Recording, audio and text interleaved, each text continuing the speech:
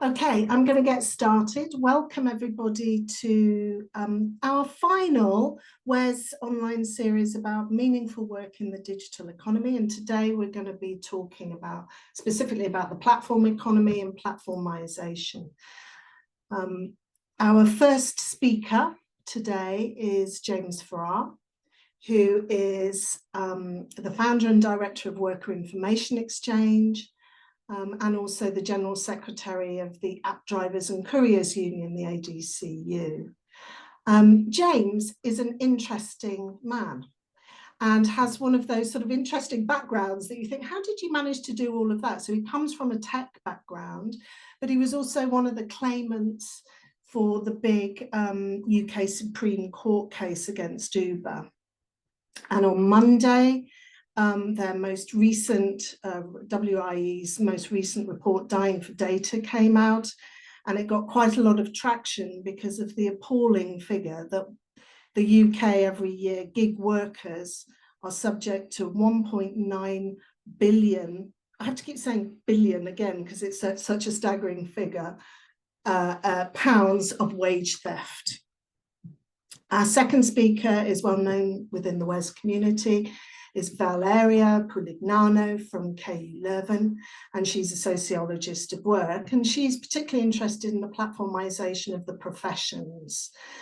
She's on the editorial team of WES, and she's also one of the editors of our upcoming special issue, which is about organisation and mobilisation of the unusual suspects, so how precarious workers are organising. And her upcoming book, which I am very excited to read, is about the politics of unpaid labour, which is out by OUP in February next year.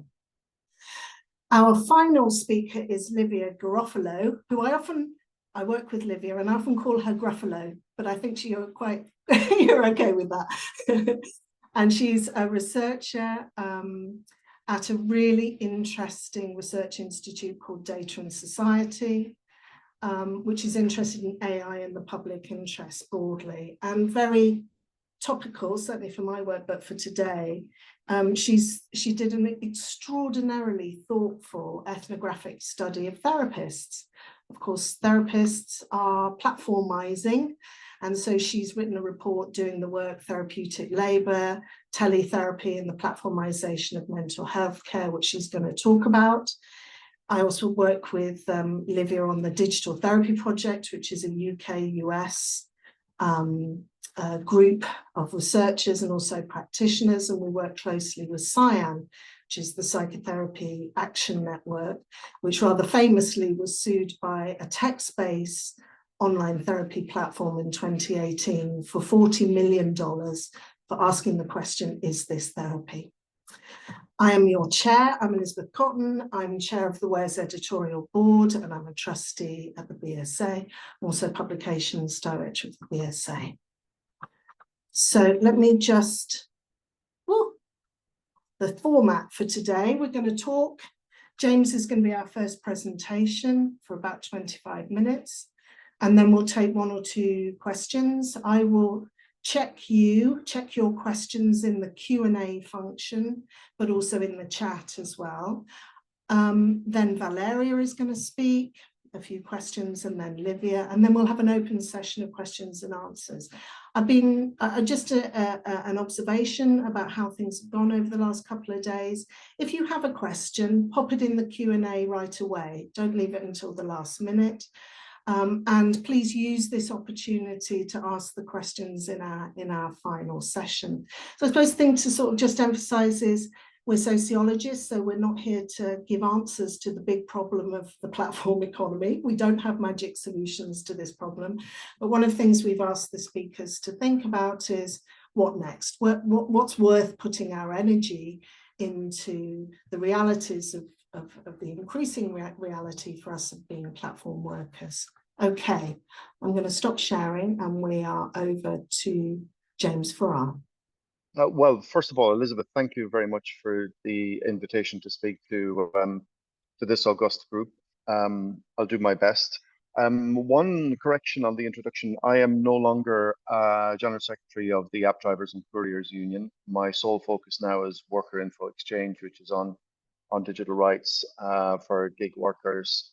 But I think it might be useful to spend 5 minutes talking about ADCU, talking about the original litigation that went through the Supreme Court in the UK, and how that led myself and others on a journey towards understanding digital rights at work, in particular for gig workers. So I was part of the original claim against Uber. I started working for Uber in 2015. I worked full time for Uber for 2 years, 2015 and 2016. And I was assaulted one evening. I was an archetypal gig worker. I was starting another nonprofit research organization, and I got distracted into the cause of Uber and Uber drivers. I was assaulted one evening, and found that the police were not cooperating, or the Uber was not cooperating with the police to identify the assailant. And I come from a tech background, and I was really puzzled by this because I thought the advantage of working for an app, at least, was that there would be, strong digital footprints, and it would be a very safe place to work because of that accountability for everybody involved. But of course, just because something can be done doesn't mean it will be. And Uber was wrongly demanding that the Metropolitan Police go to court and get an injunction and get some kind of an order for them to disclose the identity of the passenger who had assaulted me. And eventually, after 10 weeks, they did cooperate and identify who the person was. But it's caused me to start to look at the contract to understand, well, what is duty of care? Where does it lie? And why is it that this company is not cooperating? Because, I wasn't injured, I wasn't seriously injured. But if I had been, I suspected the same response would have prevailed. And when I started to look at the contract, I understood precisely why they were not responding. Because they had set themselves up as an agent, my agent, and that I was the principal. I wasn't working for them. It, that they were my customer, and they were providing me with leads. And I could see also that they saw themselves as setting up this contract between me as a driver and the passenger as my customer. But it's a customer I would never know. It's a customer I would never be able to develop for repeat custom. It was a customer I could never set a price for. So there was no way for me to develop my own business at all. And I could understand from a safety perspective why this was happening, because on the one hand, Uber didn't want to trigger a public liability for passengers because of, anything I might do or another driver might do. But on the other hand, it didn't want to express a duty of care for me and set up an employment relationship. So it was strictly hands off. And we began talking to lawyers about this type of a relationship, and we understood that we might be workers. In fact, I think we're employees. And we set off on that journey towards getting that recognition, and it ended up in the Supreme Court in 2021. But what happened during that is what brought me to digital rights, because during the court case, Uber came to court with tons and tons of data and infographics about me and about my work and about my profile. And I had absolutely nothing because, on the app side of the fence, there is little or no data available for me to understand how I work, where I worked. And so there was an argument about how much work I had done and how much work I had refused. And they made the argument that they shouldn't pay me minimum wage because I declined work. But the truth of it is, when I looked at the data through another lens, it turned out that I worked, the reference week was July 2015, and I worked 91 hours that week. But I had done more jobs per hour than they expected. And in a published document that they said a worker should work between 40 and 60 hours a week, I was at the same level of productivity at 91 hours. So yes, I was cancelling jobs, but no, I was also very productive during that period of time. So data can lie in the wrong hands, and it's very important for workers to have access to that data. And from that experience, Worker Info Exchange was born.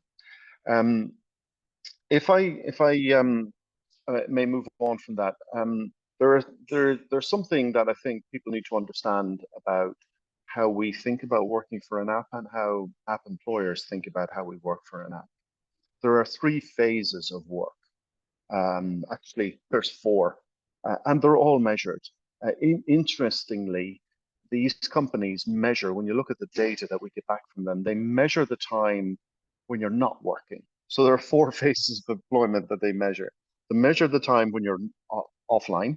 That's measured. How many minutes were you offline? And then they measure the period of time when you log in and you're waiting for a job. Now that's called phase 1, P1.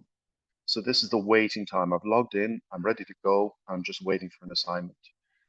Um, P2, phase 2, is the en route time. That's the period of time that I spend getting from where I am when I got the dispatch to whether I'm picking up a package at McDonald's for delivery or whether I'm picking up a passenger at Paddington Station.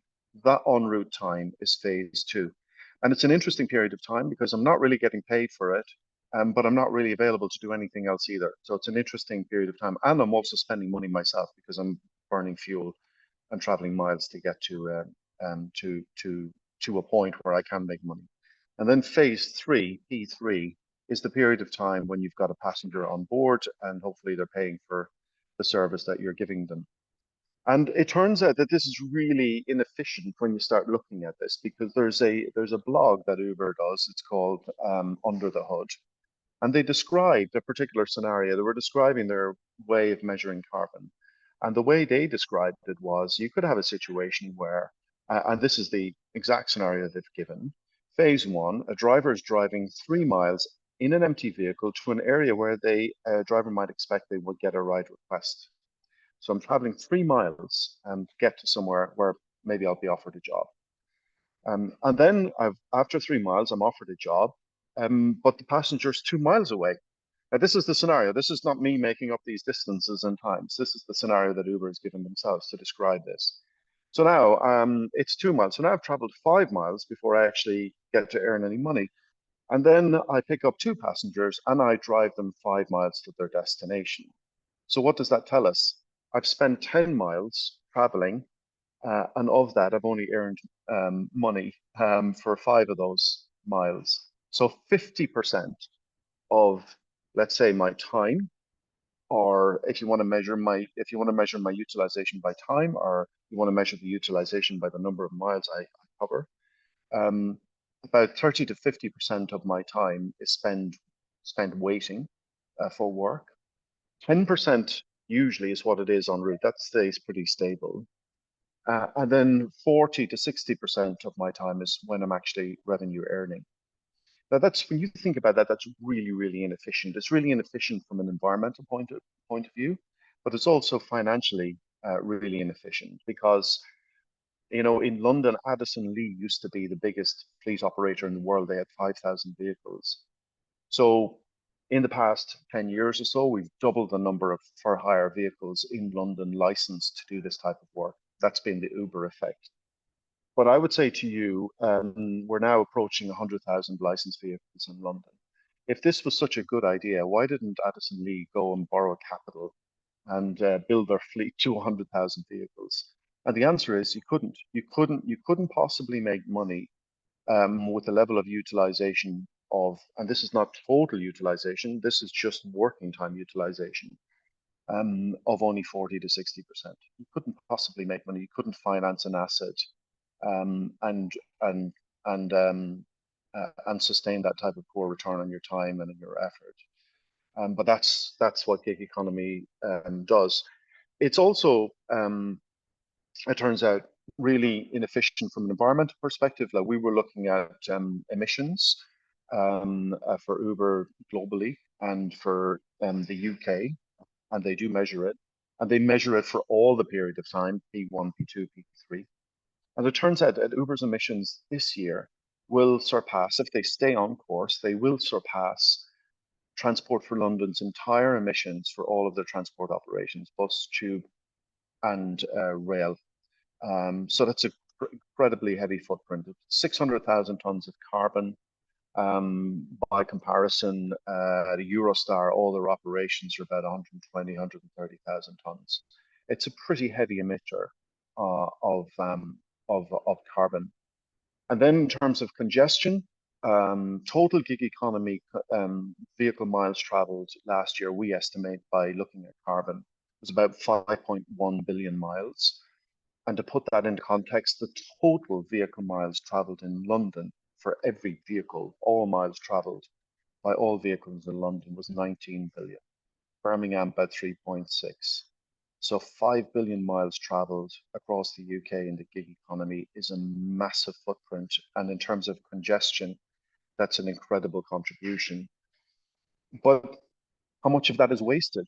So of the 5.1 billion miles, if you're looking at this poor utilization rate, well, about 2 billion of those miles were completely wasted in when workers were not getting paid, when they were incurring costs at their own expense of driving their vehicles around, and cost for everybody else because it's a significant contributor to congestion. So 2 billion extra miles traveled cost a lot of money and cost a lot of emissions and congestion and poor air quality for everybody else.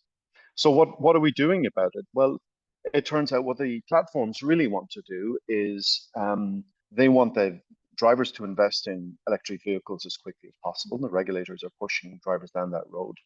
But of course, it's the driver that's carrying the burden for them. And these vehicles come at a premium. They're about 10, 15 grand more than a comparable combustion engine. And of course, it's important we make this transition, but it's also important that there is a just transition, that cost isn't pushed on to workers. In terms of road pricing, congestion charging, platforms are in big favor of that because what they do not want is capacity limits. And in the impact assessments that have been done for congestion charging and road charging, the prediction has been, and it's come to bear, is that platforms want them because they know that they've got the power to push most of the costs onto the worker. So in London, the congestion charge exemption was removed from minicab drivers in 2019. The number of vehicles continue to rise. The platforms pass on some of the costs. So if you do auto pay, it's £10 a day, but only £1 of that is passed on to the passenger per journey. So you'd have to do 10 journeys in the congestion zone to recover the congestion charge, and that's not going to. So in reality, you're carrying a lot of the congestion expense for Uber as a driver, as well as you're carrying the cost of the vehicle, which is incredibly unfair because when you think about it, the biggest contribution the platforms could make immediately in cutting emissions and cutting congestion would be to operate more efficiently. But they won't do that, and I'll come to that in a minute. Now, because of this inefficiency in P1, 2, and 3, there's also a safety cost to that, because if you are working 10 hours a day on the road, but you're only going to get paid for 6 of those, you're going to stay out longer because that's the way it works. You've got a number to meet, you've got rent to pay in your vehicle, you've got X amount of money you need to bring home. This piecework work. And so you're not getting paid by the hour. You've got to keep doing the jobs until you get your money. And what money you needed, you could get in 8 hours last year is going to take you 12 this year, 14 next year. That's the pressure you're under. And unfortunately, that is very dangerous. And in the UK, we've had at least one coroner who's intervened because of poor regulation in this area. There is no control, there's no regulatory control on driver hours anywhere in the UK, despite a very serious accident where a minicab driver who had been working several days in a row with only 7 hours sleep and killed somebody in Nottingham. And the coroner brought all of the councils together and had expected that regulation would be introduced, and indeed it never was. We've had some serious case in Australia where an Uber driver had just arrived from Bangladesh. He'd only been in the country a month or so, went to work on the Uber platform, and he was 21 hours into his shift when he killed somebody. And he unfortunately, well, he was convicted but didn't do jail time. But Uber now operates at a higher standard of fatigue management in Australia than they do here in the UK. They operate at a higher standard in New York and California and Seattle and Chicago than they do here. And I think that's, this is really bad because something like fatigue is a fundamental human issue. You don't need any more or less sleep if you're British than if you do if you're in Australia or New York or in South Africa. And so there shouldn't be market-based different standards to that type of fatigue management.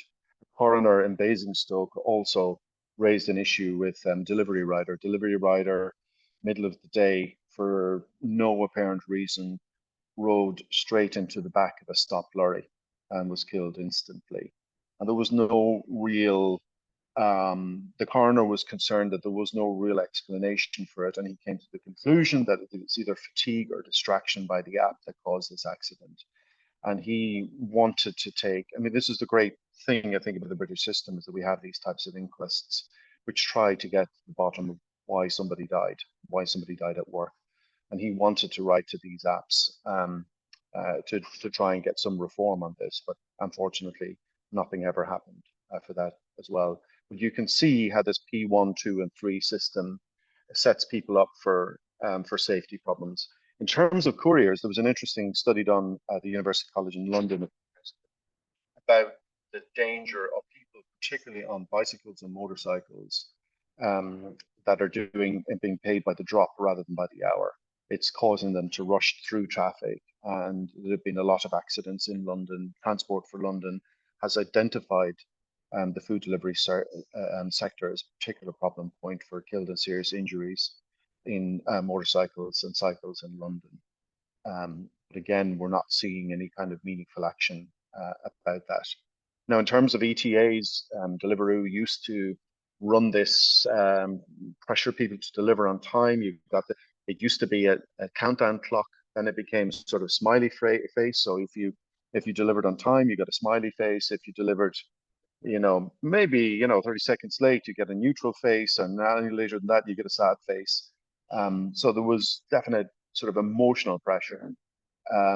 But also, I think, economic pressure on workers, that if they don't meet their ETAs, they may not be getting good jobs later. And then finally, in terms of safety, there's an issue of assaults on workers. In Belfast, some months ago, a person was convicted and sent to jail for taking a hammer to a female food delivery worker in Belfast. During the riots that we had about a month ago, some of the guidance from the apps was pretty awful, advising people to take care in how they route. We were asking them to make sure that they did not route people through an area of civil disturbance, particularly minority workers, but that's not something they did. Uber even suggested that they would try to take action to reduce the chances that you would be sent through an area. But, algorithmically tuning something to tune down a risk is not a good answer. When you want to absolutely protect people from risk, it's your job to eliminate that risk, not to minimize it by some kind of algorithmic tuning. And with that, I think we should move on to algorithmic management and how it fits into this. So what we're seeing is, after 10 years of platform growth, the platforms are now, growth is slowing, so they need to turn to algorithmic management for profitability. So they're turning to automated decision-making that decide how you're being paid. So we're moving to dynamic pay systems, and you can see this morning that the CMA has launched an inquiry into Ticketmaster for dynamic pricing of Oasis tickets. Well, we've had dynamic pay for the last 2 years in the gig economy. And that is where, listen, I think as gig workers, we look up to 0 hours contract workers, because they may not know if they're going to get work on a particular day, but if they do get work, they have a reasonable chance of understanding how much they'll be paid for it. A gig economy goes to work in the morning, doesn't know if they'll get work. And then if they do get work, don't know what they'll be paid for it or the basis for that pay. That's what's happened with dynamic pay. It's completely floating, and there's no understanding of how that pay has been set.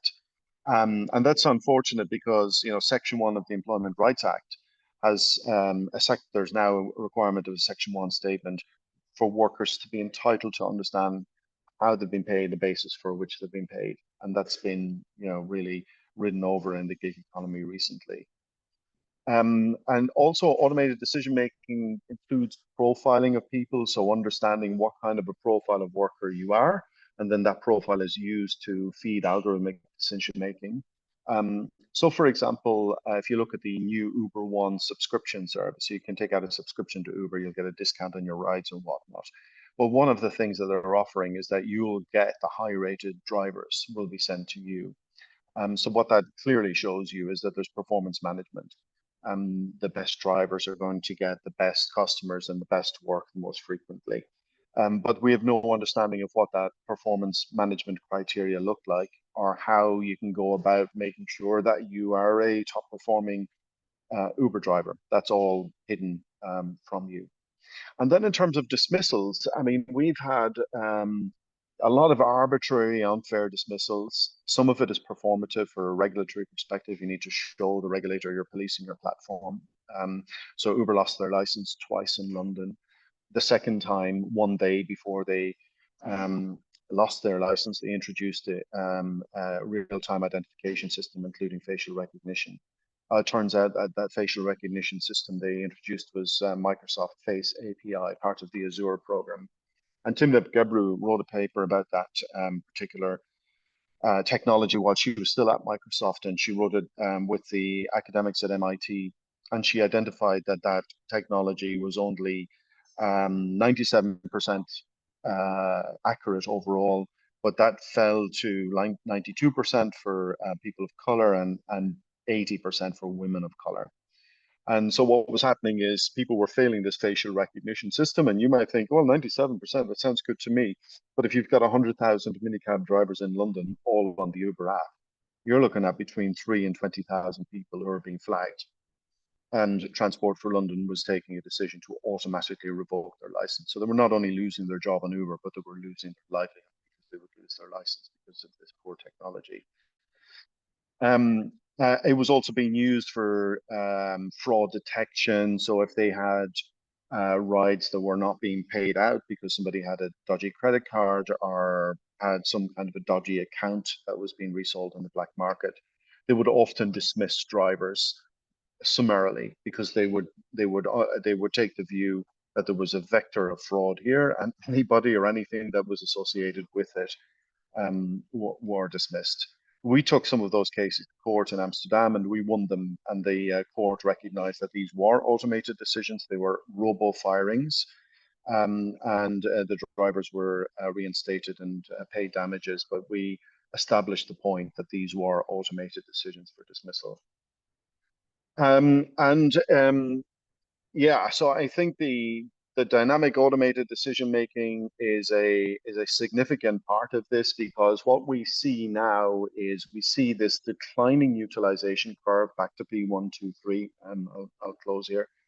We see a declining utilization. We're seeing Uber data declining to about 40% utilization over the last 2 years. It's fallen several percentage points over the last 2 years. That's just our sample, but we're pretty confident in it because when we look across at New York, where the data is being collected by the regulator and published in their screens on the utilization portal, they're showing that the industry-wide utilization at the moment is about 53%, about 50% for Uber alone. And so you can see it higher for the industry because there'll be a certain amount of multi-apping going on and working across several apps at the same time. It's about a 13% differential between the two, but it's still really low. And in New York, there are caps on licensing at the moment. So even with regulatory intervention, the utilization has stayed pretty low. And in London, there's no regulation on this, either on licensing or utilization. And so utilization is falling. Now, that gives a premium advantage to a dominant network like Uber. So Uber now has about 72% market share, because what they can offer you with that is they can offer you a ride within 90 seconds. Their target pickup, global ETA target is 4 minutes, 30 minutes on Deliveroo, hot food to your door. But in order to have a car here in 2 minutes, there has to be, 10, 20 waiting with nothing. That's the price of the dial tone, if you like. That's the price of meeting the tea time peak on the power grid, is constant availability, and that costs money to keep a network like that up, but it's funded by workers. And so dynamic pay it works really well. Dynamic pay systems where you are charging customers more, you're paying drivers less, works really well when you've got this high supply that you can play with because you're charging a premium to your customers, but you also can use that to bargain down workers. They're lucky to get a job at all. You know, it was interesting to hear Uber CEO on the last earnings call. People were afraid that Uber's earnings were going to soften because a couple of the big retail brands had softening in their earnings, like Starbucks, for example. And it turned out that Uber was very strong in their results in the last quarter. And their explanation is that, well, we're counter-cyclical because we service a fairly affluent customer base. So they're kind of a bit more immune to the economic shocks the rest of us have to put up with. But if there is softness in the job market, they'll all come and drive for Uber. And then that means our ETAs go down and our service proposition goes up. So hooray, on the back of everybody else's misery, we can offer a more premium product, we can charge customers more for it, and we can bargain down labor on the other side of it. And so my closing point about this automated decision making and algorithmic wage discrimination and dynamic pay is that it takes advantage of this oversupply of workers and vehicles in order to be able to do that discrimination. But it's incredibly wasteful. It's wasteful in terms of the emissions it causes, the safety risk that it causes for everybody else, and in terms of the congestion that it causes everybody else. It's a pretty high price. And in our report, Dying for Data, we're just making the case that incredible waste and how important it is for regulatory authorities in Europe and in Britain that they should demand access to journey data and that journey data should be published in the public domain, like it is in New York and Chicago and Seattle and the state of California. Because when, at least when we have that data in the public domain, we can ask the questions about, do we want that level of congestion? Do we want that level of emissions in order to have this sort of on-demand service? Is that what we want? And then workers and their unions can also ask questions about how much they're being paid and the oversupply and what their time is really worth. And when that happens, we see that the fares go up. The fares have gone up and pay has gone up in New York and Seattle and other places. When we start to get the data and we start asking these questions about what it is that we really want. So we want to have that data published in the public domain. It can be anonymized effectively so that we can all access that data and be able to make decisions for ourselves. I just realized I haven't even been looking at the chat, so I'm going to end here.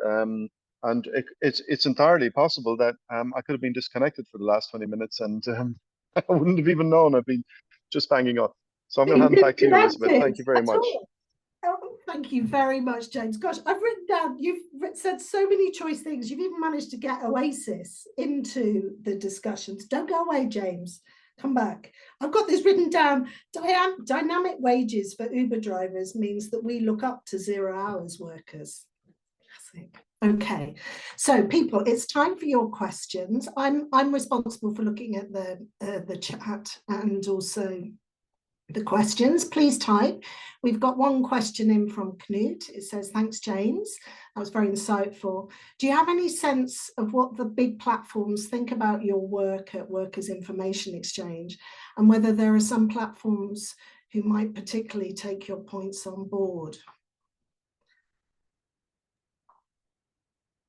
Well, I think they do look carefully at what we do. I can see that they have changed their behavior a little bit. So when we started asking for data subject access requests in 2016, we would just get absolute nonsense back. They became more sophisticated and then they resisted. They actively resisted and frustrated data access requests. But we reached a point where we now have data transfer protocol agreements with them. So if workers make a request through us and we properly identify them and we are able to verify that with the app, they give us the data directly now.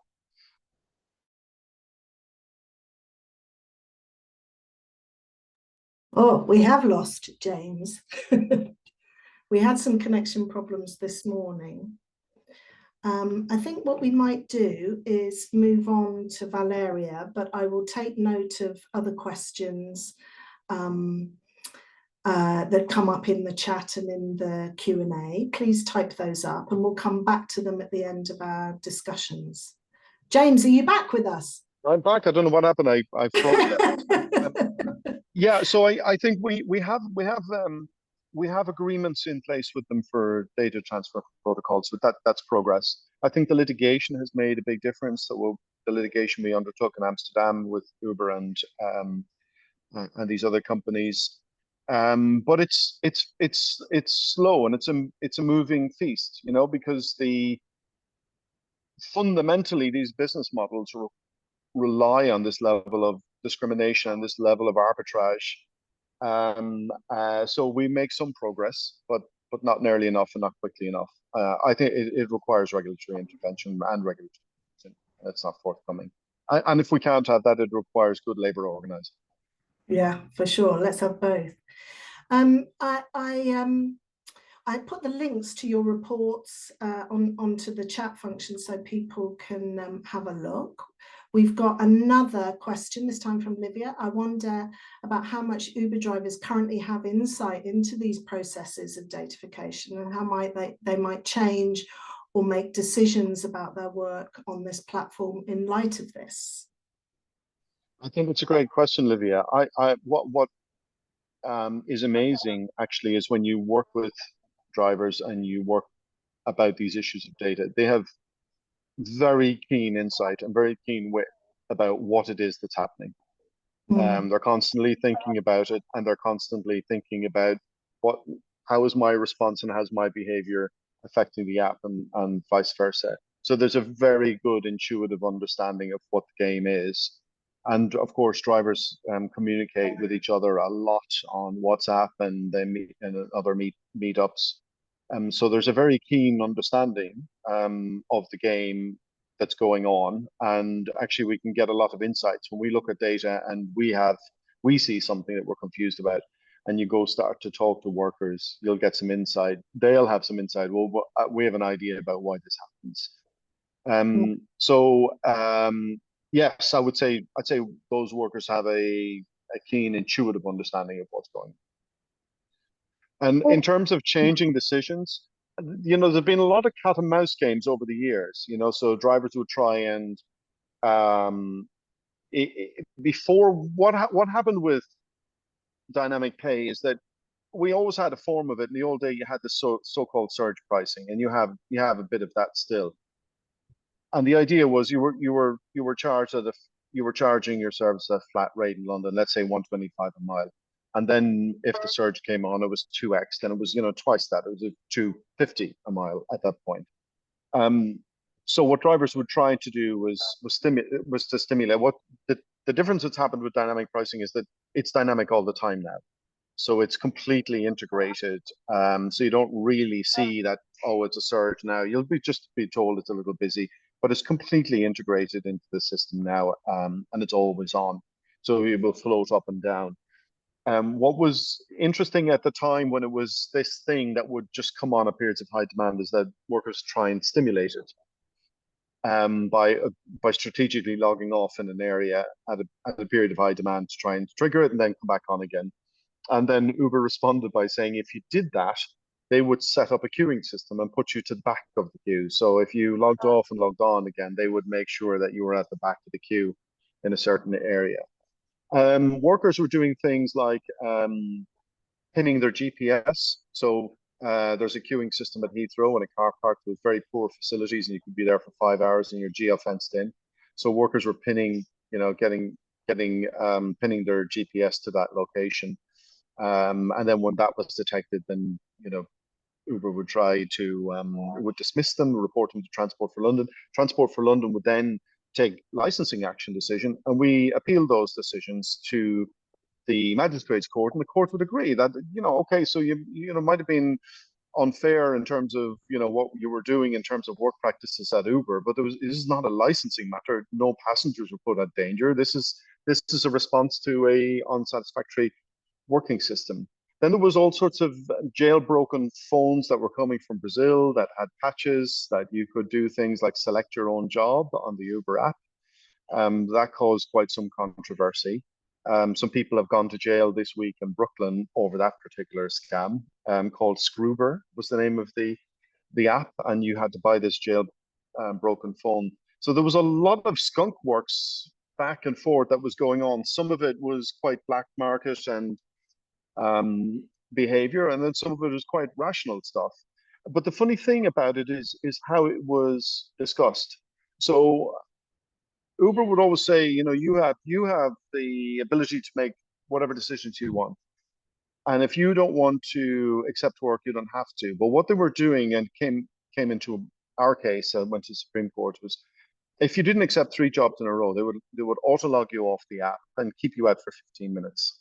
So it becomes quite a heavy burden that if you don't accept 3 jobs in a row, you're off for 15 minutes, then you could be offered another 15 minutes. You could quickly lose an hour. So you kind of have to do the work. And Uber was sort of saying, oh, no, we're just doing you a favor. We're auto logging you off. You mustn't be available. Maybe you're off, having your dinner or something. So we're logging you off, which wasn't what was going on. But what we found out in discovery is that they were calling that the penalty bin. So on the one hand, they were saying, oh, it's not a penalty. But on the other hand, behind closed doors, it was a penalty. And that's how they saw it. But they were not presenting that to the world. So there's a lot of hidden performance management and a game about hidden incentives and performance management that's going on. Thank you. We've got one final question before we go over to Valeria from Ambika, which is how can we build, this is the big question, how can we build solidarity transnationally between workers, especially as Uber and other platforms behave so differently across different jurisdictions? Well, there are several organizations. So there's the International Alliance of App-Based Transport Workers, IAATW, that have been working together. It filed an OECD complaint against Uber together, a joint complaint. So some of the work that we've been doing, we've been learning from what's happened in New York and in Chicago in terms of getting access to data and understanding utilization better, to try and bring that transparency here to the UK. And I think, one of the reasons why we took the action that we took under data protection violation in Amsterdam is because that's where all the data for the rest of the world outside of North America is being controlled. And so by taking that action in Amsterdam, we could have taken the action in a district court here or in the High Court or even to the ICO. But we took the action in Amsterdam because we knew if we can get that ruling in Amsterdam, then everybody else all over the world whose data is controlled in Amsterdam would benefit from it. So there is some, there is some solidarity in being able to do that. And, that's, I suppose, the great hope and the great weakness is that it's a great big old global platform with pretty uniform rules everywhere. So whatever we can learn in each other's context can often be repurposed and put to use in another market. I mean, that's one of maybe the few advantages we have, is that it's a common platform, and if we can understand how to resist it, the chances are that those tactics will work in places as well. James, I can't thank you enough. I could listen to you forever. Okay, but I'm not going to. We're going to pass on to Valeria. People, if you have thoughts about questions that you would like to ask at the end of this session, please type them up and I will monitor them as we speak. Okay, we're over now to Valeria. Thank you very much, Elizabeth. I'll try to... Yes, does it work? Yes, it has. Okay, great.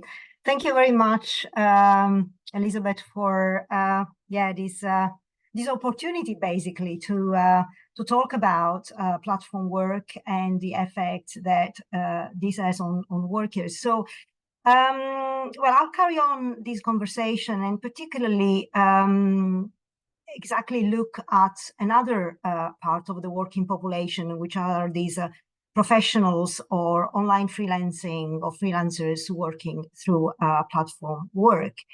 And in fact, what I was thinking about what to present for this seminar, I thought, well, this might fit as a kind of study that we have been conducting together with Karol Musinski and Matej Tajpe. So first of all, let me say, why did we develop these studies which look at freelancers' effort bargain experiences by meanings of skill recognition in platform work? Well, first of all, because we wanted to write upon this issue, but also because of other two aspects. Particularly, we wanted to look at freelancers, online freelancers experiencing work and working conditions in online platforms. And we wanted particularly to look at one issue which we felt that probably was a little bit downplayed in the literature, which is in fact the issue of the meanings. So do freelancing and freelancers attribute meanings to the kind of work that they and the services that they provide when they work through platforms? And what kind of meanings do they attribute to this work? And if any, why, or yes or no, why do they attribute that particular meanings? We felt that this was something a little bit less developed in the existing literature, which has been looking very much around issues of control, algorithm management, as we all know, but also addressing issues of lack of autonomy, which we see very much related also to this issue of meaningfulness of work. So from where did we start? We started from what we knew and everybody knows, and we wanted to reach out something that we knew a little bit less. So we started from the well-known argument that online freelancing platforms, they use digital technology to organize these kind of triadic relationship to facilitate transactions between freelancers and clients. And by doing that, they intensify transnational competitions, which links a little bit to what James was talking about from the side of the transportation sector, the Uber drivers. Well, in freelancing work, we see also something similar here in terms of using transnational competition in order to push down rates for freelancers. And this is because basically, while competition among freelancers is not exclusive to digital markets, we all know that, technologies nevertheless, such as in fact algorithm and ratings, they account for downward pressures on freelancers' rates. Now, basically, what we also here did, we tried to link these to what we wanted to know, which is whether there was any opportunity for freelancers to attribute meanings to this kind of work, which was done through platforms working in this particular way. And this is exactly because, freelancers, although they face this kind of pressure on rates and price settings by working through platforms, they also might have the opportunities to use their own skills, their own competencies to escape this kind of price pressure by building, in fact, portfolios while working through these platforms. And this is exactly, where we wanted to get, in the sense that we do know that portfolio buildings, there is a lot of literature addressing the issue that portfolio building is a key component of freelancers' online presence, because it helps freelancers in general to develop their own careers while, addressing the issue of personal growth, particularly vis-a-vis clients, and at the same time helps freelancers to curate a collection of work, skills, and accomplishment to showcase expertise, again, in order to attract clients. Now, this relationship with the clients is quite important and has been, in fact, also very much kind of addressed by the literature, particularly literature looking at freelancing and professional freelancing working through a platform. In particular, this literature has been, in fact, addressing the issue of the meaningfulness of a freelancing work while addressing the issue of how these freelancers, they can in fact relate to clients, can relate their own work which is done through platforms with clients and also with other peers, with other workers. In particular here, this literature has been using concept and theories of relational work and bringing these to platform work in order to say that, in fact, freelancers attribute meaningfulness to their work when they are able to establish relational ties with clients, but also when they establish also relationship with other co-workers or peers. Now, this helps freelancers to, let's say, kind of address the issue of, now, if I go back to the first seminar on the theories of the meanings of work, this helps very much to address the issue of the subjectivity, if you like, and the subjective dimension of how people attribute meanings to their own work. But we felt also that there is another dimension here, which, in fact, as we refer back to the work of Knut Larsen and Carlson, that needs to be, in fact, investigated, which is the kind of contextual, the context, the objective sort of dimension where these meanings also can be constructed. And we followed very much also this kind of trajectory. So we wanted to illustrate in our study how, in fact, and whether, under what kind of conditions, online freelancers can also attribute meanings to platform work within the relationship, not only with clients and peers, but also with platforms. And particularly here, we felt that, you know, this is a quite interesting issue because, in fact, platforms are also responsible for how and how far freelancers can construct their own portfolio buildings by a process of what we refer to being of skill recognition. And here goes back to the aspect of recognition, how we kind of define recognition. We use in our study the work of Onet on what is recognition, which is in fact a social act by which the positive social worth of an individual or a group is affirmed and acknowledged by others. So, as also other sociologists have been addressing, particularly Cole and Sawyer, the process of recognition is a process of exchange, of recognition exchange, where in fact, particularly if we link it to the study we have been doing, this means that freelancers get recognition by the time that they are able to get the autonomy and the capacity to have recognition for their own skills in the sense of establishing their own prices when they provide services through a platform. So how do we assess and study all these? Well, in our work, we associate also recognition to what in the tradition of labor process studies and more employment industrial relations studies is called effort bargain. So recognition here exists within an employment relationship, which in fact, where in fact effort is bargained against earnings.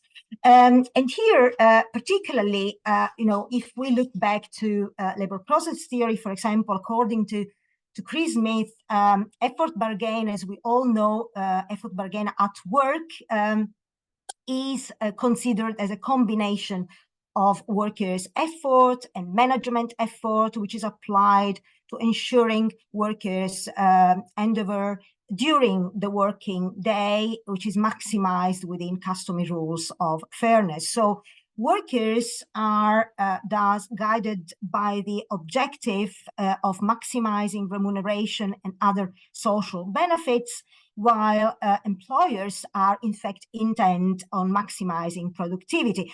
Obviously, this entails different power strategies, whether before workers, this refers to them engaging in negotiation for higher compensation in response to any greater effort demanded of them by an employer.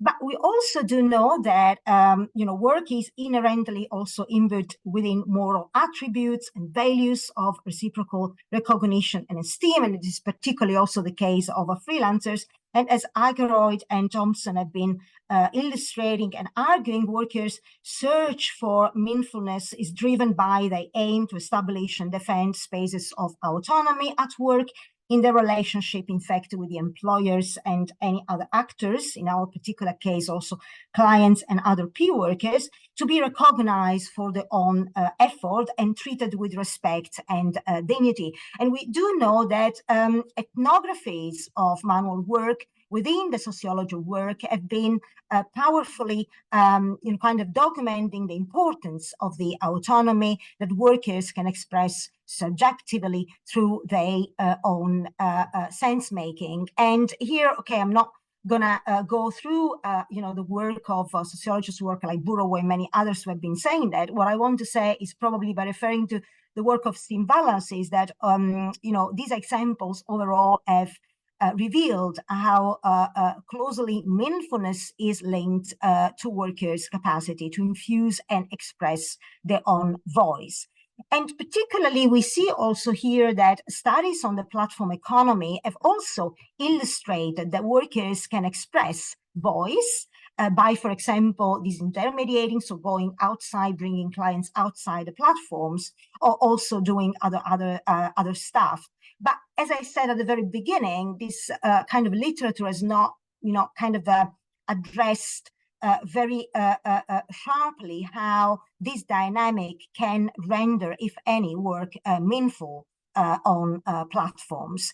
And therefore, in our study, as I said, we ask particularly that. We ask, with a kind of focus on how freelancers navigate the exchange of the effort for income and how their experiences are reflected in the meanings that they assign to the usage and monetization of their own skills within platform. We ask, in fact, how do freelancers experience effort bargain within platform work, and if any, how this helps them getting this kind of autonomy that they should have to determine their own prices, and where, by the way, also in other work, developed also by ourselves, but also in general, we also do see a lot of unpaid labor going on for these freelancers. So skills for us explains particularly how freelancers are agents in the exchange of effort for income, how they navigate platform work.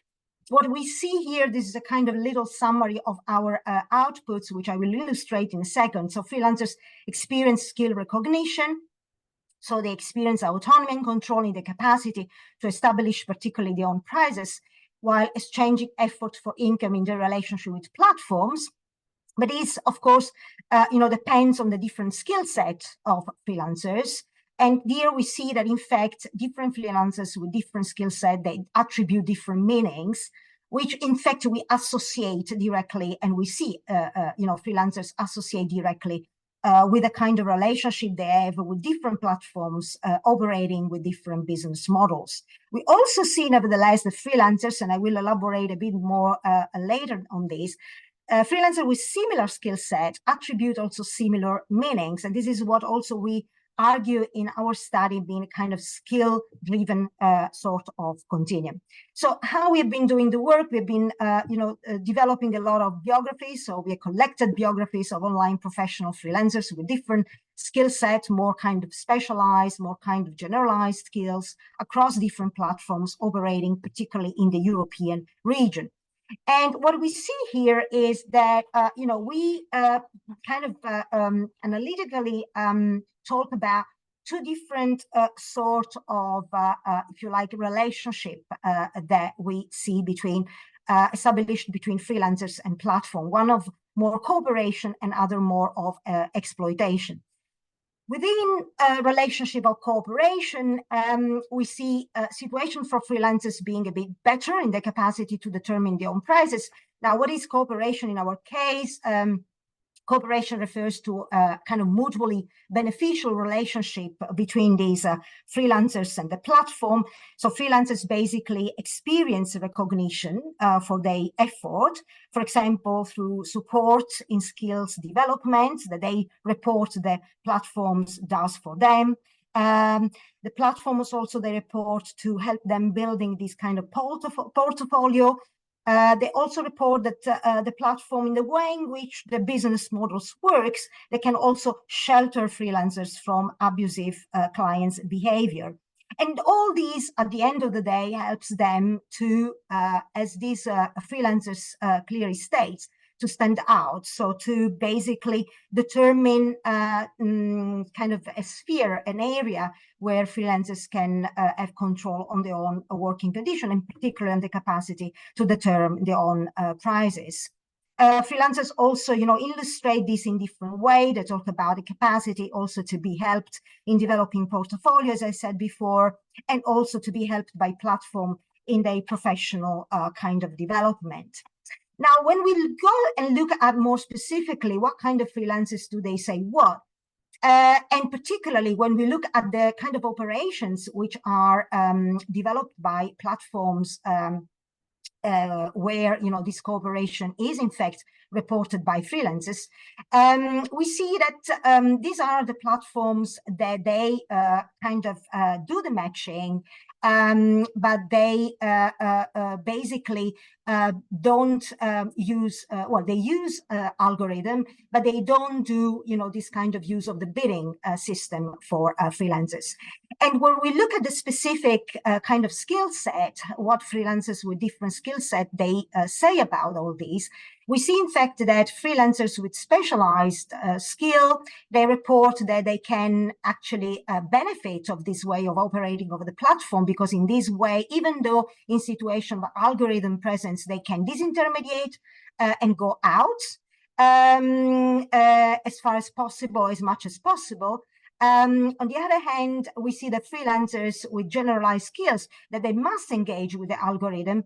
Interesting enough, they also report that because of the platform rating, they use the rating in a kind of, interesting way to set higher prices. So they develop their own capacity to kind of find ways to navigate the kind of problems created by the algorithm, the constraints created by the algorithm. In a situation of exploitation, exploitation is completely different. We see here that exploitation normally refers to a relationship which is not mutually beneficial, and where freelancers experience more lack of recognition for the effort, resulting at the end in a limited capacity for them to set prices. And this is also very much, illustrated by these quotes, particularly the second one of this Dutch freelancer talking about the work on a platform and the platform itself and the relationship with the platform being in a sort of kind of milking cow. So they say platform turn out freelancers more and more into some sort of milking cow. Now, what also we observe here, interesting enough, is that this limited capacity to set prices by these freelancers under a relationship of exploitation very much kind of, reflects two different things or results from those two different things. On the one hand, there is a kind of skill mismatches. So freelancers at the end of the day, they don't do or they don't end up doing what they are supposed to be doing. And so they are, their own skills are in fact not recognized. Their competences are not recognized. What is recognized here is the price, whether they can offer prices which are the cheapest the possible. And the second element here interesting is the necessity to pay for work, which in fact also kind of uncovers some sort of unpaid labor, in the sense that at the end, when you don't have the capacity to set your prices and you have even to pay to access work, that's of course creates a situation where you cannot absolutely stand up. So it's really the maximum of exploitation. Looking at the differentiation of skills, and looking at the operation of the platform. Now, the platform where this exploitation is reported by freelancers are the ones that they operate through a system of bidding and ratings using algorithm.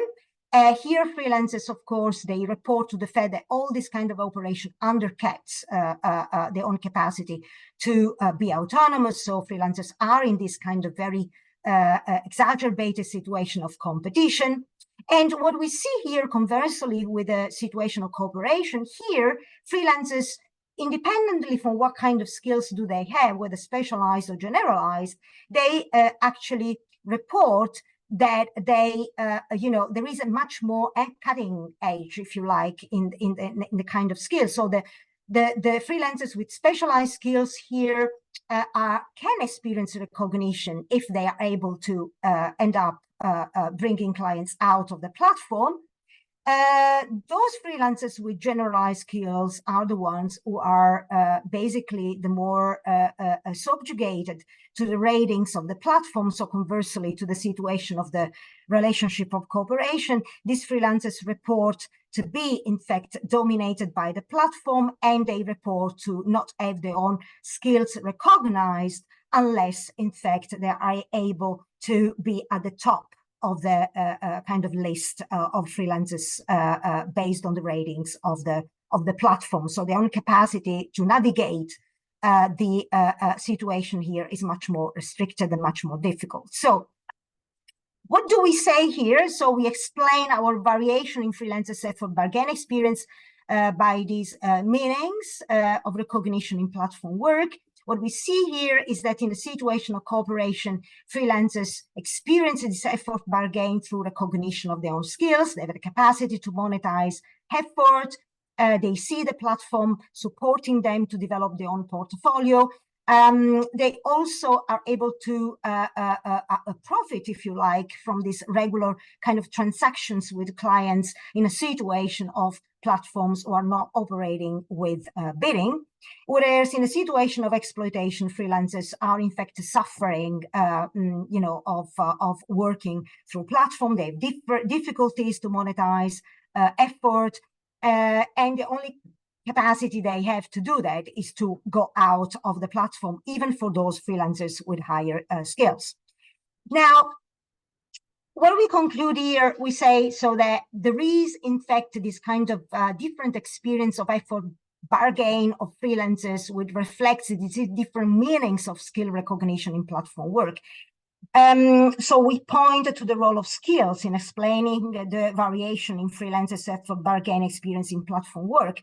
But we also do say that there is a kind of, skill-driven continuum. And this is very much highlighted in the figure you see here on the slides, in the sense that what we see is that there is not only a kind of polarization between cooperation and exploitation, but we see that whether freelancers have generalized skills or they have specialized skills, they normally kind of tend to face kind of similar circumstances, with freelancers having generalized skills, having to, game the algorithm to retain recognition exchange, whereas for specialized skills, freelancers tend to kind of disintermediate to retain recognition exchange of effort for income. Of course, all these make sense in different ways within the different kind of relationship that we have, cooperation or exploitation. So what do we conclude? Probably two only things, if I have the possibility to conclude. So first of all, we think that,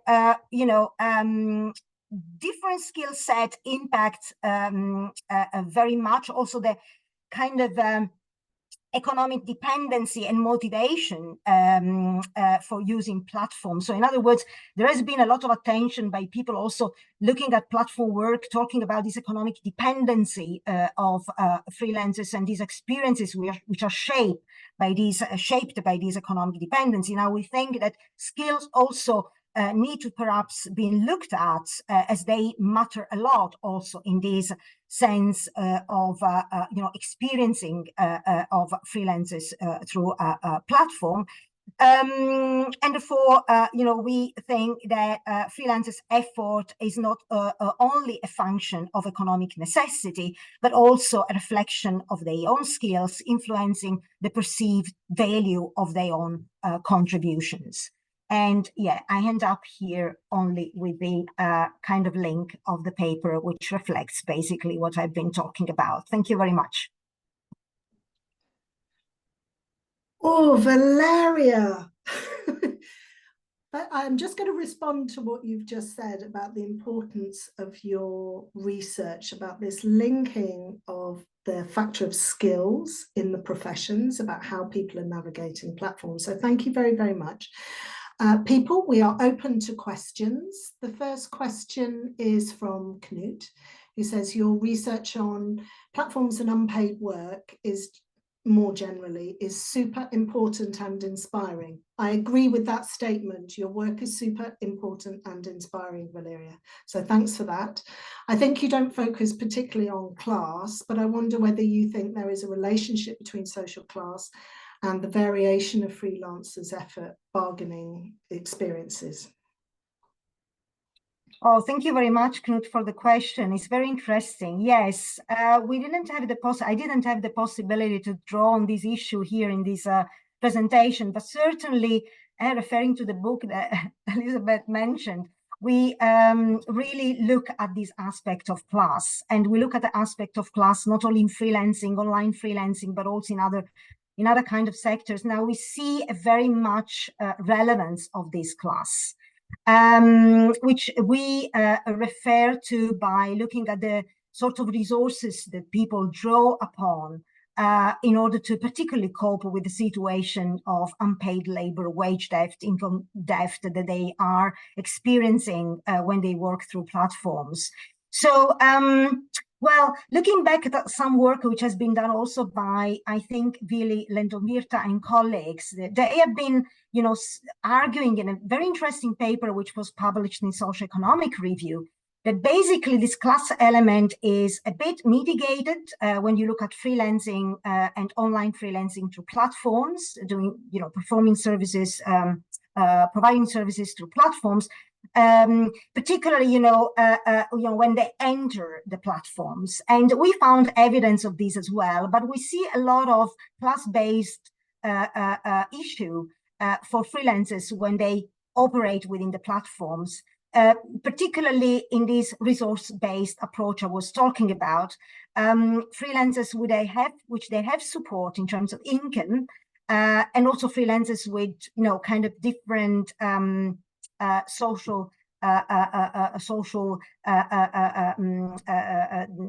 demographic characteristic, they experience and they have the possibility to face the difficulties in platforms in different ways.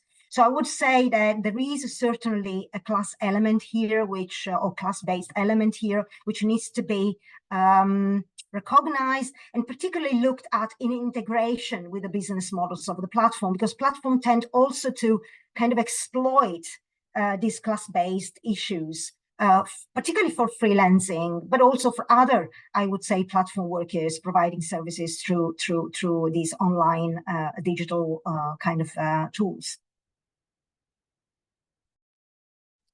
Fantastic. Yeah, I would agree. So next question from another Valeria is, thank you, Valeria, very interesting approach. I was wondering if you had the chance to consider how you could analytically account more specifically for differences between occupational groups in terms of bargaining power. The second bit of the question, I think you've already answered. So different occupations. Yes, well, thank you also for this question.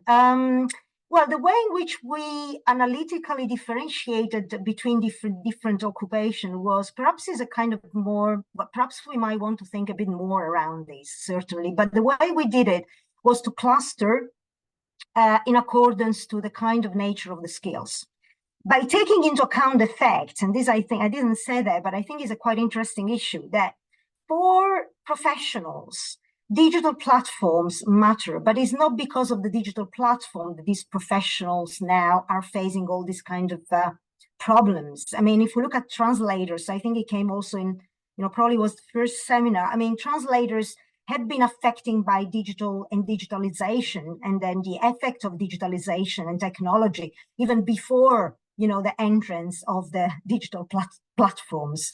So anyhow, by saying, and as is for translators, this can be also kind of extended also for graphical designers, for example, IT professional whatsoever.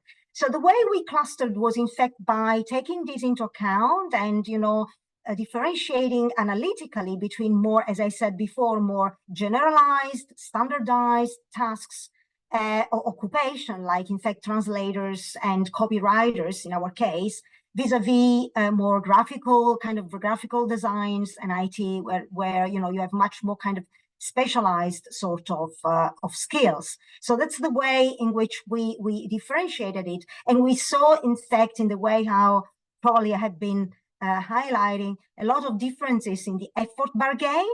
But this effort bargain is very much embedded into the, I would say, the business models of the platform. So I don't want to sound too much structuralistic here, but business models matter for platforms in the sense that they kind of create the context where, you know, freelancers can navigate. I'm not saying that freelancers cannot express their own agency, and in fact they do. They go out, they, you know, they disintermediate, they operate in different way, even kind of occupations or freelancers with more generalized skills, they tend, if they can, to move out the platform.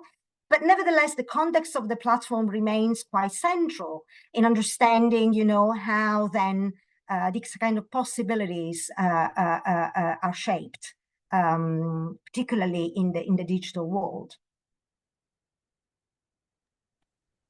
Yeah, I suppose I wanted to pick up a bit on that about just the difference that different sectors make, particularly around this issue of skills. So Livia will talk to this, I think, a little bit, but just around the sort of almost occupational risk of an existential crisis. In a way, the more meaningful your work is to you, the more skilled you are, often the more degraded it can feel working within these systems. I wonder whether there was a kind of tension or a sort of difference between different sectors, for example, the care sector and other professions.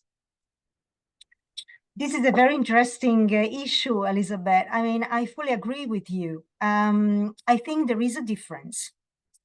And in fact, from a policy perspective, my idea would be to say, my argument would be to say that probably is a risk to think that the digital economy is one. There are different sectors operating in different ways, and where people attribute in different ways meanings to their own work. And care work, particularly, as you mentioned, is quite relevant and important. And I would say that, for example, by studying care platforms, we should probably also study care platforms in comparison with other kind of platform like food, transport, or even freelancing in different ways, because the people tend to, they tend to attribute kind of different meanings to the work that they perform, even when these services are kind of intermediated digitally through platforms. But the essence of care and caring remains. And, and this is a really fascinating world. I don't have a full answer to this very important question, but I would really say, let's in fact look at this sectoral distinction, because it's very important. Platforms are trying to push us out of that by saying, we are all tech companies, we are all in one world, but this is not true. And I think this could be also an interesting point for unions to kind of use that and say, no, we need to re-embed as a way of re-embedding, socially re-embedding this work into existing industrial relations structures. Thank you for posing the question. Yeah. I'm in danger of just engaging in a very long conversation with you, Valeria, which I'm not allowed to as your chair. We're going to move on to Livia's presentation now. Livia, as the last speaker, I'm not putting the burden of linking together all of these enormous bodies of work in your presentation. Livia's going to talk to us about therapy, teletherapy, and online therapy platforms. People, I'm just going to remind you to put some questions in the chat or the Q&A session, and then I'll field them at the end. Thank you so much for having me. And yes, I will not take on the sort of the responsibility of tying all this together, but in a way, the work that I'm going to be presenting on therapists in the US actually connects some of the sort of questions about sort of workers and like Uber models and sort of freelancers in the way that therapists are kind of navigating this this world. So my name is Livia Garofalo. My sort of disclaimer is that I'm an anthropologist, not a sociologist. I'm a medical anthropologist, and I'm going to be presenting here a brief sort of summary of the work that I just concluded, and that is available publicly in this report called Doing the Work, where I interviewed 50 therapists throughout the US who have shifted their practice to teletherapy and platform therapy. So I want to start with the story of Jane. So I spoke to Jane, one of these therapists, and Jane works for a platform that I'll just call Talk Better in the United States. She lives in a Western state in the United States, and she is a very seasoned mental health professional, a counselor, has done a lot of work in addiction, and used to work for a behavioral health agency. And then during the pandemic, trying to phase out her retirement, she decided to give a try and sign on to the platform. So initially, she was quite surprised that she could make a fair amount of money on this platform. Jane used to see between 30 and 35 clients a week, which is quite a high number. And these clients pay subscription fees kind of in a bundle to understand what kind of tier of services they want to access. So how many times a week do you want access to a therapist by video? Do you want to do text therapy? Sort of selecting kind of what level of care they want to engage in. So the promise of platform therapy is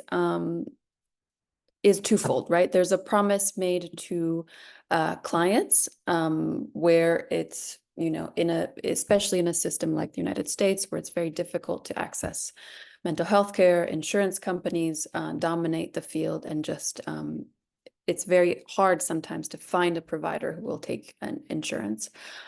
You just take an assessment, you find a therapist, you pick this level of support, which has a credit card image, if you can see, and then you start therapy, and you are on your way to your journey of healing.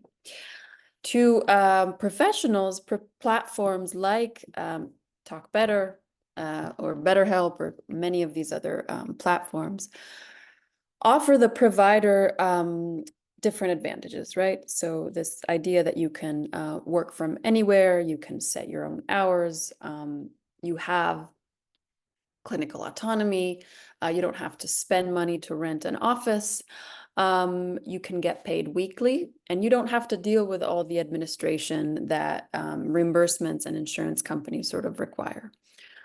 So that sort of is the promise that was set up for Jane as she started to navigate this world. But quickly she realized that these promises weren't actually corresponding to the reality. So here is one of the sort of screenshots of what BetterHelp promises in terms of pay. And we're talking about paid and unpaid work. So you can see on the right here what is presented is sort of this idea that, you know, these constant promises of sort of flex work, that, you know, how many hours do you want to work? And then it will spit out sort of what the income that you can make. And of course, this kind of is kind of misleading, because these 40 hours a week would be 40 hours of actual clinical work. So that is quite, that is work that those 40 hours don't include administrative labor, note-taking, management of messages and notifications that come through the platform. So that's kind of the some of the opaque system that some of these platforms use. So during one of our conversations, Jane had reached a level of being very, very fed up with this platform, but also relied on this income to make a living at this point. So she told me, a lot of us feel very disrespected by the company, even though the company would like us to think that they really value us. And she was really, really angry when she told me this. She said, I got an email from somebody at the company asking her basically to recruit more counselors in the system. And she said, I knew that if I said what I wanted to say, I'd probably be out of a job. It's almost like they have no clue how they're being received by those of us who are doing the work. And so I was really interested by how Jane was using doing the work in this context. And sort of doing the work has, especially sort of in therapy, all these connotations about sort of these journeys of self-reflection and sort of a constant self-improvement. And so it was interesting to me that she was using this expression that had to do a lot with meaning, actually, and kind of this idea that that the core of the therapeutic profession is helping people throughout this journey of healing, right? But that's not how she was using the term. So the questions sort of at the sort of core of this project are what kind of shifts are occurring in platform therapy, and how is the role of the therapist really shifting? And I'll go through this briefly. In becoming threefold, right? A therapist becomes a teletherapist through virtual care. They become a platform worker, but they're also becoming a data collector, a digital subject that is, yes, embedded in processes of datafication that are quite opaque. But also at the sort of the foundational question is, how is this changing the meaning of the work of therapy and how providers are perceiving what they're doing on these platforms? So I found really helpful teasing out these questions by understanding therapeutic work on one hand and therapeutic labor, right? So therapeutic work can be understood as, again, the core of what therapists do. That's sort of their techne, right? The therapeutic relationship, the techniques, the diagnosis, the treatment, the doing the work. On the other hand, I've sort of found very useful this idea of therapeutic labor that really talks about the economic and labor arrangements in which this therapeutic work occurs. And that has to do with compensation, autonomy, professional arrangements, and how platforms are restructuring this therapeutic labor that then has effects on the therapeutic work that people are doing on both sides of the therapeutic relationship. So to do therapy in the digital economy means to sort of embody these three roles that I'll go through in this presentation with the time I have left. The other important sort of conceptual distinction that I wanted to make here briefly is that there is teletherapy and platform therapy.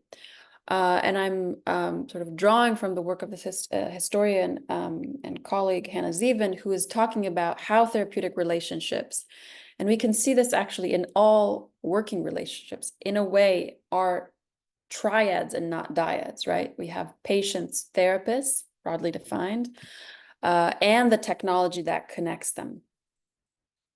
And so teletherapy is really the medium of how therapeutic is done in a virtual space, which is the frame in which we're speaking today, right? It's the virtual Zoom box. And these questions have to do with intimacy, mediation, and care at a distance, right? How have people switched their practice from being in an office, in a physical space, to this realm? And that's sort of the shift in some of the work has been how to adjust, how to have productive conversations in this realm.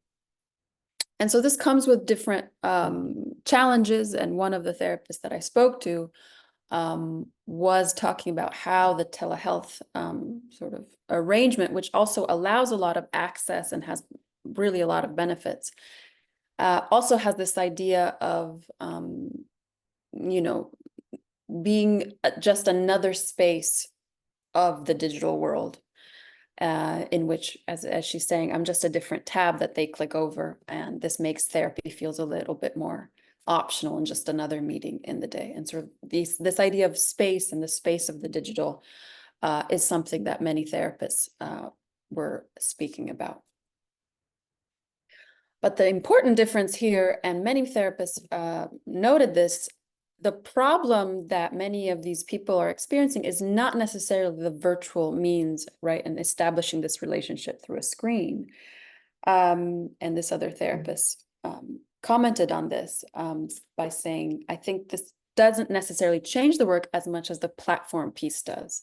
The platform piece changes it to be a combination of therapy, check-ins, support, coaching, a friend who doesn't have the skin in the game. And this is also because the platform sells sort of promises this idea of a constant availability to a therapist, right? 24/7 access in sort of in a similar way that other delivery services are structured.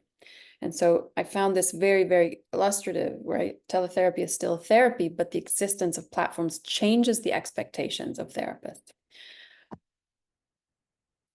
So the second sort of role that therapists are taking on is one of being recruited in gig and platform work. So platform therapy is different than teletherapy because it's really the delivery of online psychological care through platforms that feature similar dynamics of flexibility, access, and work intensification, intensification that other gigify sectors present, like we've seen today with James and Valeria. So we're talking about algorithmic management, flex work, on-demand, 24/7 availability, being constantly nudged and notified, and this element of text therapy, which I will speak to in a little bit. But this sort of constant idea that there is always someone on the other end of the interaction in which you can sort of, that becomes an emotional support rather than therapy itself. And obviously, I'm absolutely inspired by Elizabeth's work on this, on the Uberization of therapy. And this was another comment by a provider, completely sort of unprompted by Elizabeth's work. This was in a conversation where he was explaining to me how the performance ratings and sort of this idea of being constantly available was really stressing him out. And he was saying, it feels like therapists are now part of the gig economy. I feel like I'm an Uber driver. And he immediately said, not that there's anything wrong with being an Uber driver, which is sort of an interesting consideration about work and the evaluation of what people do for a living, but I'll bracket that for now. But it just feels like what I'm doing is not the same as driving a car. And so this therapist was trying to kind of convey the fungibility of his own work in this sort of structure of labor that made him feel extremely replaceable and extremely exploited.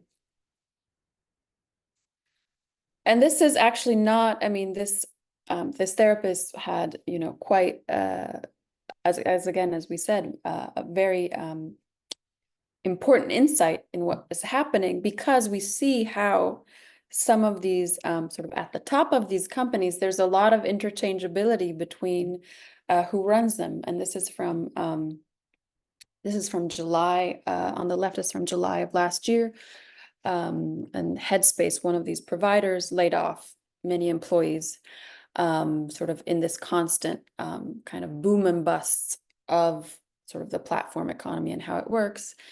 And from July of this year, the Headspace current CEO used to be the DoorDash CEO, which is sort of like an Uber Eats, again, in the US, delivery service.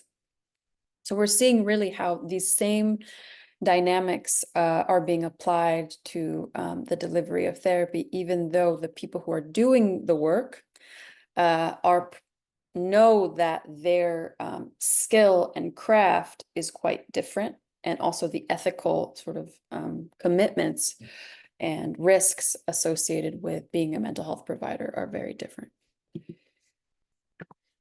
So I wanted to go back to Jane again, and as I mentioned, Jane provides text therapy. She, although she doesn't really feel that is quite therapy, She does this because that's how she also makes money. So basically, on this platform, texting is paid per 100 words.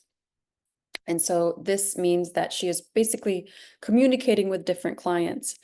But because she doesn't trust that the platform will actually count these accurately and spit out the accurate sort of paycheck at the end of the week, she has devised her own analog system.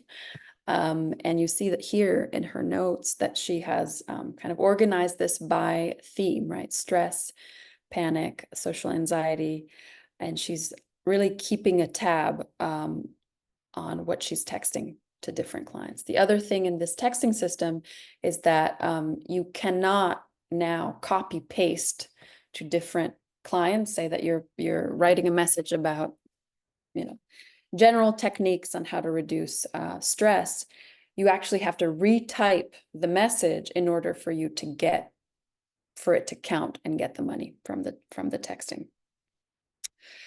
So this is what kind of pushed Jane over the edge, and she's now, actually I communicated with her quite recently, she's now off the platform, which again is part of the business model of sort of being, as treating therapists as interchangeable and as sort of fungible. The therapy units are fungible, and the people who work on the platform are fungible as the clients, right, in a way.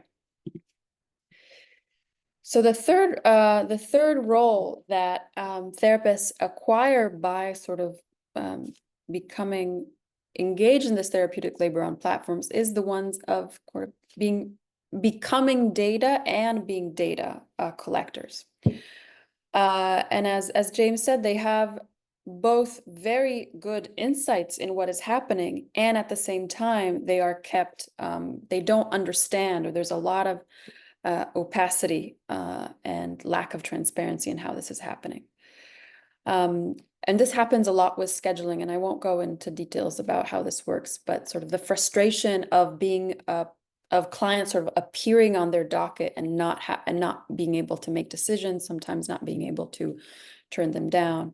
And so this therapist was saying that I understand that they're doing predictive modeling, but if I were working in my own practice, I would be making these decisions and not the algorithm. So there's this definitely kind of sense that the algorithm and algorithmic management is taking over control of their practice.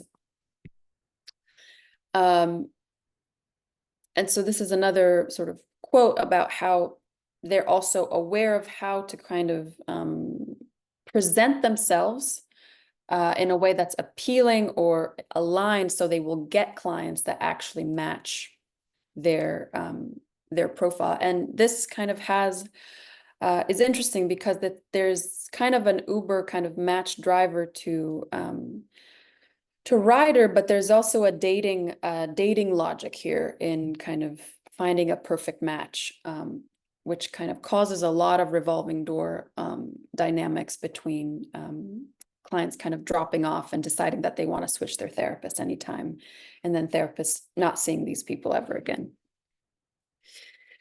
And of course, the other side of platform therapy is data ethics and profit. And we've talked about this a little bit today. The FTC in the US fined BetterHelp for selling consumers' data, including sensitive health information, to targeted advertising. So this is also part of the business model, and kind of not only a side effect, but kind of a feature instead of being a bug. The huge amounts of data that are collected make platform therapy possible, but at the sort of detriment sometimes of professional practice and ethical standards. And many therapists were very uncomfortable with this and decided to leave for this reason. So the last thing that I will say is sort of asking what the future of therapeutic labor is and might be. And in the conversation with some of these therapists, we did talk about AI, generative AI and emotional and therapy chatbots, and sort of where this is going. Some people are using ChatGPT as their therapist, as you can see here. And this, but kind of this idea among therapists that they are both extremely replaceable in the sense that some of these companies are already beta testing these features and might be also with kind of the texting and the content that therapists are producing, but also that kind of human relationships and the therapeutic work, the meaning of therapy is irreplaceable and generated by a human connection. So I'll leave you with this last question by one of these therapists. While I can definitely see some level of benefit from some of these larger companies, it brings into the question the value of the work that we do. Is it possible for that to really truly be replaced by an AI product or any of these Uberized mental health platforms or entities? So the question is, we can have a conversation about that. But thank you so much. And this is the report if you want to read it. Livia, I'm going to contain myself and hand over the questions from actual psychotherapists who are in our event. Don't panic. The first question is from Maria Albertson, who is somebody known to you, who's a friend of ours. For those of you who don't know, I've just put the link to CT UK, Counsellors Together UK, in the chat function. Maria is the founder. She is a working class therapist and counsellor, and she runs the biggest network of psychotherapists in the UK. So it's quite a long one, but I'm just going to read it. I realise how far behind the therapy world is in terms of understanding the dynamics and issues of work via therapy apps in relation to unpaid work. So we have a problem of unpaid work in our sector. We've been trying to educate therapists, which is important, but it needs to be those at the top of the membership bodies who understand this too. But then we need to look at who benefits in keeping therapists in unpaid work. I'm not sure people really are ready for that conversation, which Maria has championed. I can see clearly how ScopeEd, which is a new system of professional regulation in this country, could be used in a similar way to how Uber drivers are assessed in terms of being the best drivers. We're putting therapists in boxes too. How can we have these conversations if we are complicit? I told you it's a long one in this system. How can we take what is being talked about now in terms of exploitation and encourage therapists to see this is happening to them? Because I don't think they do in terms of how they're being played off against each other, which they are. We've shared the data with them and used the word exploitation with them, but it doesn't seem to sink in. So this is a question about consciousness raising in the professions. That's a hefty question, and I'm not a psychotherapist myself, but in these conversations, and one of the things that I wanted to do in the research is also have group sessions. So some of these interviews are not individual, but they are collective interviews, to really try to build that consciousness and make other providers understand what their colleagues are going through. And there is, and the difference also, there's so much heterogeneity in the providers in terms of where they practice. It's a very fragmented profession. There are levels of education and credentialing. But in these sessions, what was interesting is that many people are experiencing the same thing in different aspects. Obviously, one of the issues is the feminization of the profession and other care work, and kind of those dynamics within the profession. But many of the therapists in the US are very angry at their own regulatory bodies and their own professional associations as well. And so I think that making other providers realize how isolated also they are, because they're always in a diet, right? They're always in this interaction that is not conducive to even sort of forms of unionization, because the platform encourages that, right? Nobody else knows how you're being paid. Nobody knows everyone else's rates, right?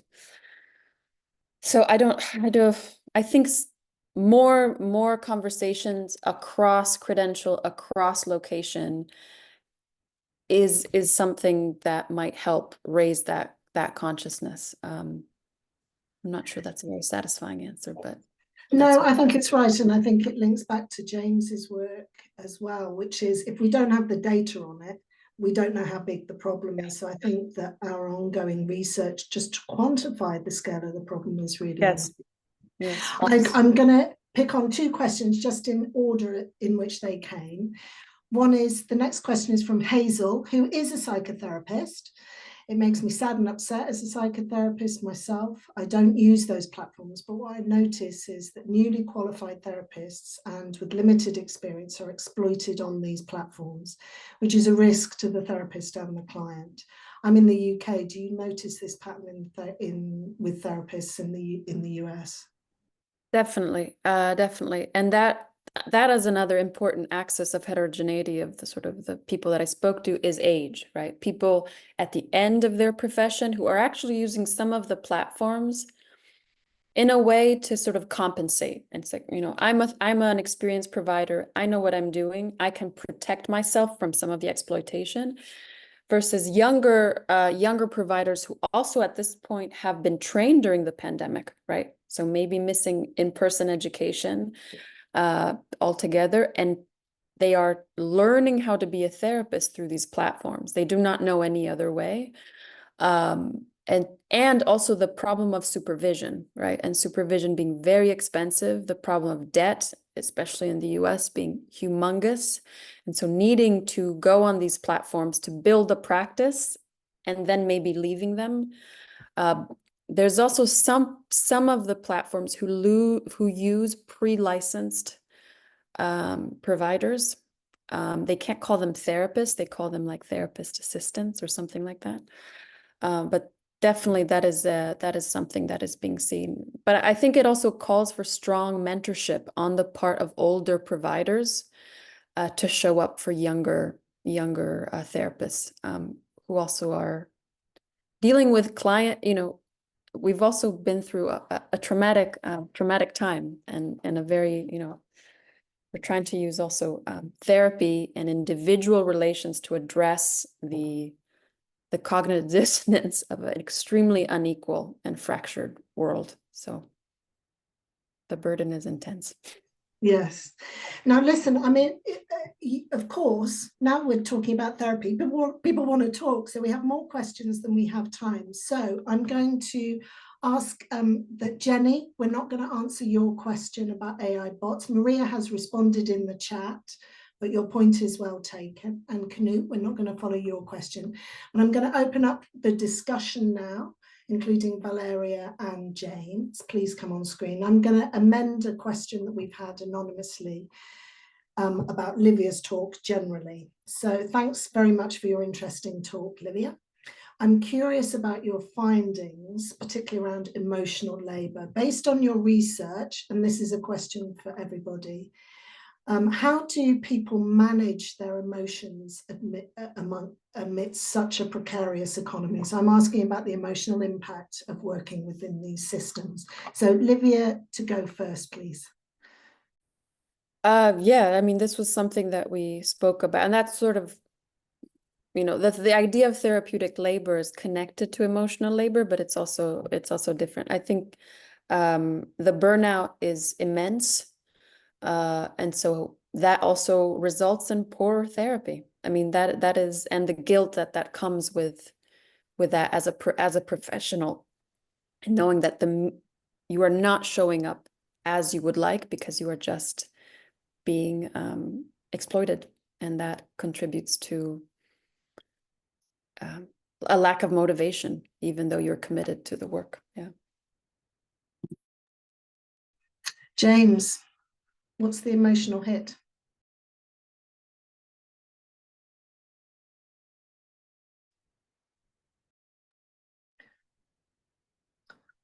Oh, we've frozen. So Valeria, I'm going to take you next, and hopefully James will come back in.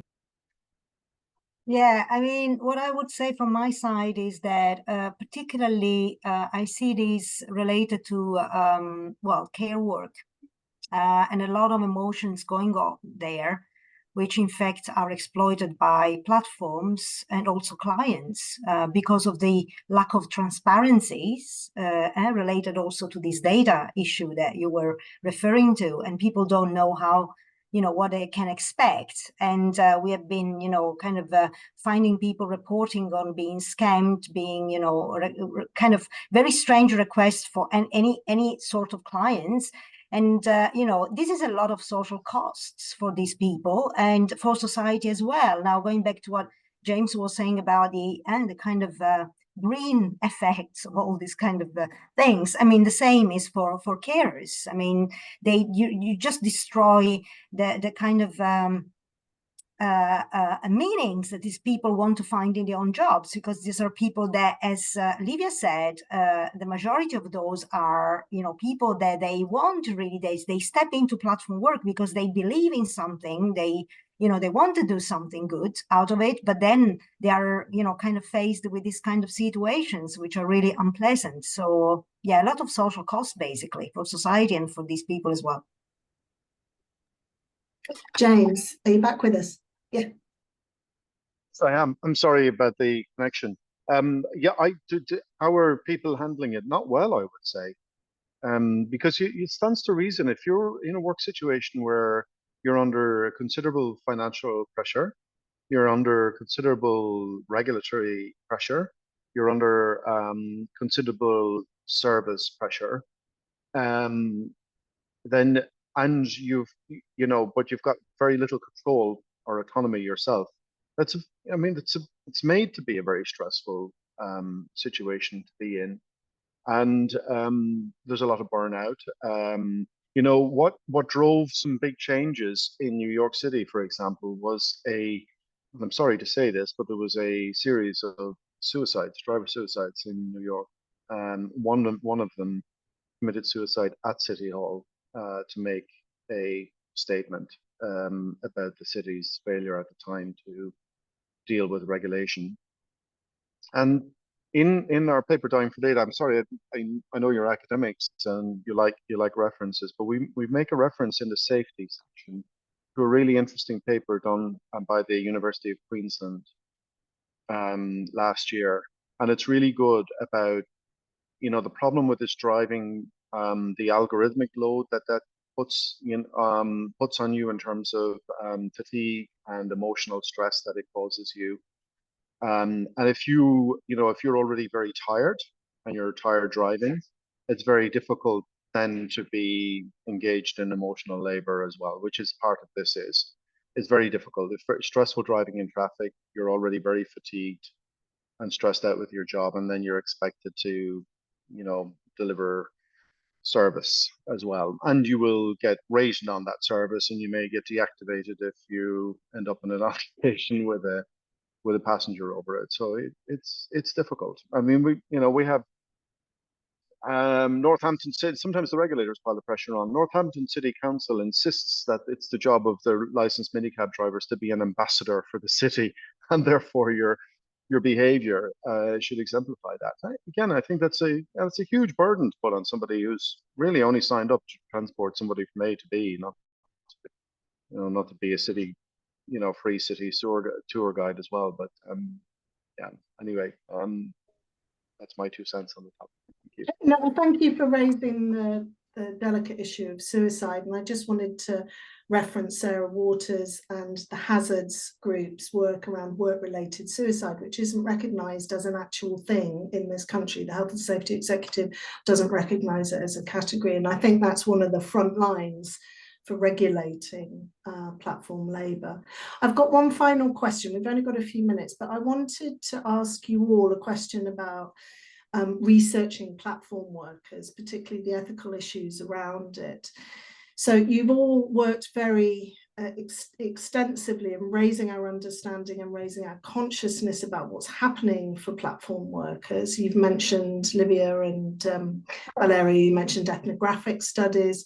James, your work is very broadly socially engaged research.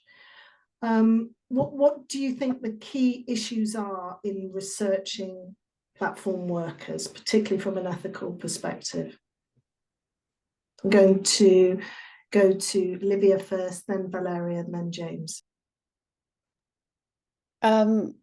I think is trust, which is always the basis of kind of qualitative or ethnographic research. But this idea that, you know, who are you and what are you going to do with what I tell you?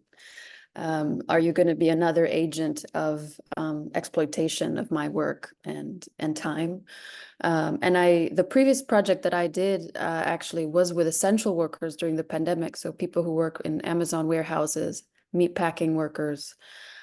And obviously therapists are very different kinds of workers, but the labor issues that they are facing in a way are similar. So I think also one challenge, and I'm really grateful for this panel, is also to see the connections between different kinds of work, even though the workers themselves sometimes might not, right, like that Uber driver or that therapist was like, I'm not an Uber driver, but actually, right, there are dynamics that are similar. So I think that's an interesting analytical challenge. But I would say trust and gaining trust, and what is this research actually going to do, right?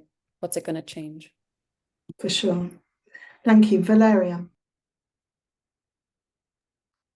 I don't know what I'm tackling directly the question, but I would say, I mean, what for me could make a contribution also directly or indirectly related to ethical issue platform work is by looking a bit more outside of the macrostructure. Now we talked about regulation. I think that, you know, the role of the state and the role of governments and politics in all these kind of issues is very important. I mean, just to give an example about Belgium, you know, some platforms, they just ethically claim that they can do whatever they do because, in fact, that's what the government allows them to do in the shared economy. And, you know, and this is something that needs to be tackled from, you know, whatever kind of angle, also from an academic angle, because there is not much on the kind of relationship between the state, macrostructures, and platform work. What is the role of government? What is, you know, which brings to the kind of more general question about capitalism, you know, and the control. If we would be able to decide ourselves, probably we would do things differently. So, you know, yeah. Anyhow. Thank you. Thank you. No, that was a good answer, James. Oh, well, I'm not an academic, but of course there are serious ethical issues about this work.